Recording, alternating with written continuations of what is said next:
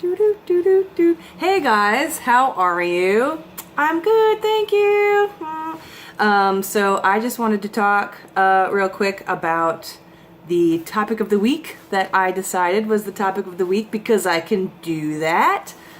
Was sentences? Oh, emotional meditation or emotional mindfulness, emotional awareness, specifically the process that I go through when I am freaking out. But you can use it at any time for any situation. Yes, also that. So in the article I went through my process, the article on snake-power.com, by the way, context is important. I went through the process that I go through, mostly just involving getting present, taking some deep breaths, and starting with a trigger thought or a trigger feeling if you can, or hi, yeah, this has to happen apparently. And using that trigger thought or feeling to trigger physical sensations that you can then move into, focus on, make space for, get used to, start getting to know the physical sensations of your emotional triggers, your emotional experience. Hi, you really want food, don't you? Yeah, I know. There's none on me. Anyway, so yeah, I hope that is helpful. Read the article. It's pretty short. To me, emotional awareness is the basis of any kind of personal power, basis of any kind of agency in the world, agency over your own life. And since we are talking about magic this month, and specifically the magic required to change the way that your mind works, change the way that your life works, this is the step one foundational 101 class stuff. So I thought for the video I would make a list of how ways in which I was, ways that I was before I became emotionally aware, basically, and after. I have always been a pretty emotional person. I think I went through some traumas in high school that really made me shut down a lot. And also, I don't know, living with my dad, who is a wonderful person, but also kind of emotionally avoidant. I definitely moved into a phase in high school and college where I didn't feel a whole lot. Birth control might have had something to do with that too. Hormones are weird. But post-college, I ran into serious problems, problems that have repercussions even to this day. Still working through a lot of shit that I did during that time of unawareness, blindness, so to speak. And I went to therapy. I started going to therapy about 8 years ago, and it was only then that I realized how disconnected from myself I was for quite a long time. So yeah, that's how my journey started, and that's where I am today. It's been amazing. So, okay, yeah, I'm gonna read you my list. Yay. Before awareness, I titled it. So in my more blank, numb phase, I often felt negative feelings, but not in a conscious way. I would feel stuck or frustrated or afraid or angry, and I didn't know why, and I couldn't see how certain patterns were negatively impacting my life. I didn't know what was going on. I wasn't aware that anything was happening, but things were happening, and it was having a negative impact on my life in pretty much every aspect of my life. I consistently got into relationships where the dynamic was conflict avoidant. Specifically, the longest and most important relationship I've had in my life.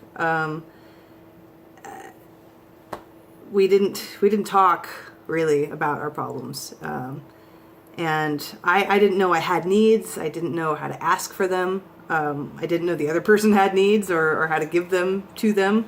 I grew resentful for not having my needs met. I ended up putting up walls without realizing I was doing this. I wasn't capable of facing my fear of being vulnerable and talking through issues.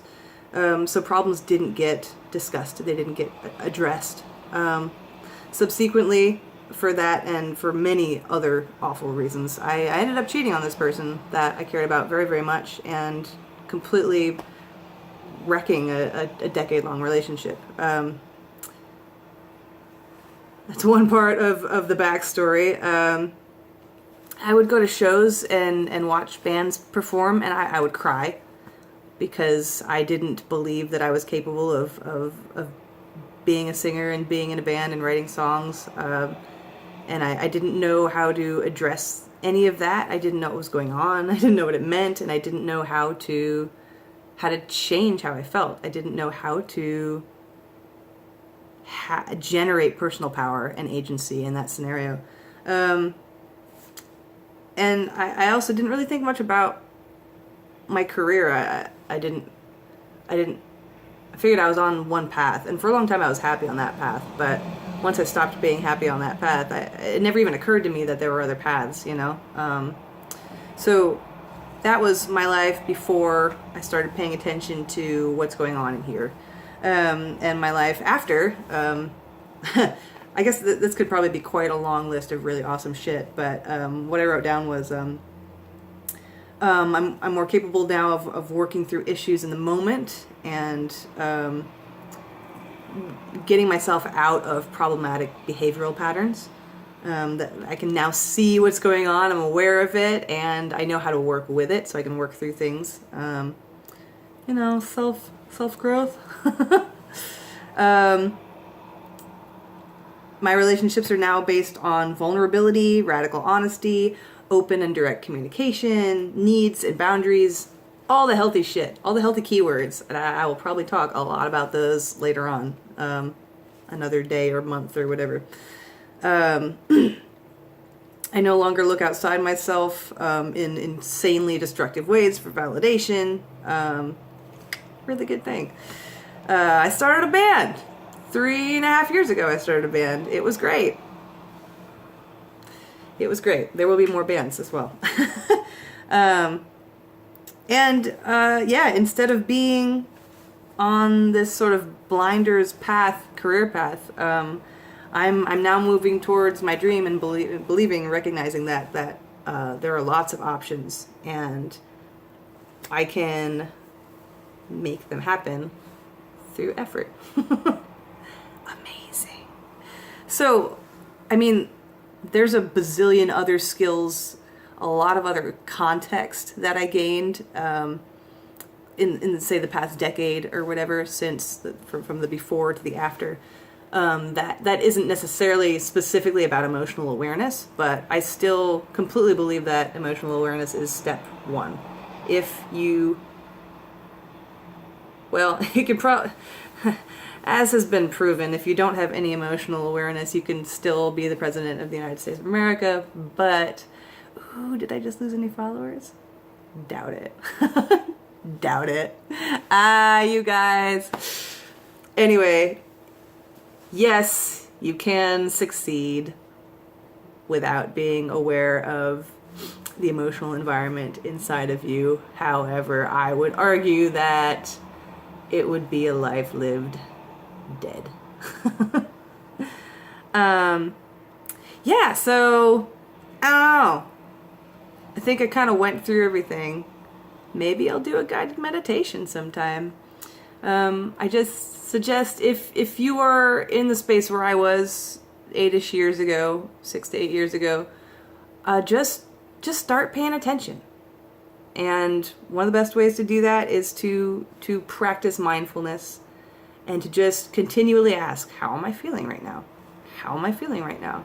And you're going to get a lot of prefrontal cortex thinking, the internal narrative about how you're feeling. You will tell yourself, you will say, I am feeling sad today because somebody was mean to me or whatever. And that will help you get in touch with the physical sensations that are generated by that emotion, which is actually a thought, which I will get into in the next video, I think. Yeah. And yeah, I swear to God, like, just create a habit out of it. If you've got a journal, actually, that's a really great place to create the habit of checking in. So like once a day, either in the morning or at night, just write how you're feeling. You know, if you're going through some shit during the day, whip out the journals, write down how you're feeling. If you start reading about emotional awareness, it's funny, I don't actually know like any books about emotional awareness, but I feel like every book I've read about self-improvement has been partially about that. I'll think about that one. But if you start to go on a journey of research about how the self works, you will also learn a lot of ways. Jesus. My brain is like, I can't go down like this one path because I won't get back these days. This is why I'm not drinking. I can't wait to get my brain back.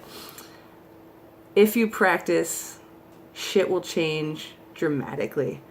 The more you are in touch with your emotions, the more control and power you will have over yourself, over your thoughts, your feelings, and your actions, and therefore your life, and therefore the lives of everyone your life touches, everyone around you, and the world. And this is a good thing. I completely 100% fucking believe that if everyone on the planet were suddenly astoundingly emotionally well-rounded and aware and well-managed, there would be no war, there would be no poverty, there would be no violence, there would be no bigotry, there would be no all that shit. No suffering of any kind, no oppression of any kind. I completely 100% believe that our ability to be aware of and in control of ourselves dictates all the other bullshit. I'll get into that some other time too. For now, thanks for listening. Love you guys. We'll talk to you soon. Bye-bye.